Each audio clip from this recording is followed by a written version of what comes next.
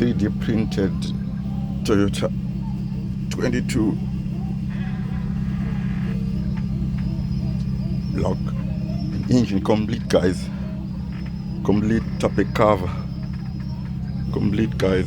Look, here's the head, look at that exhaust manifold. I'll keep you posted, guys. Crank, look at that piston. Here's the sump,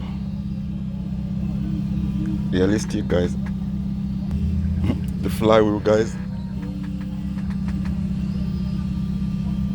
and pistons still need some cleaning. As you can see there, you're gonna use your file sandpaper. There's the water pump guys, look, realistic. Here it's cut so that you'll be able to see the piston moving up and down. It's easy for you to explain to those people who doesn't even know what will be happening inside the engine when the engine is in motion. Everything guys, the top it cover, yo.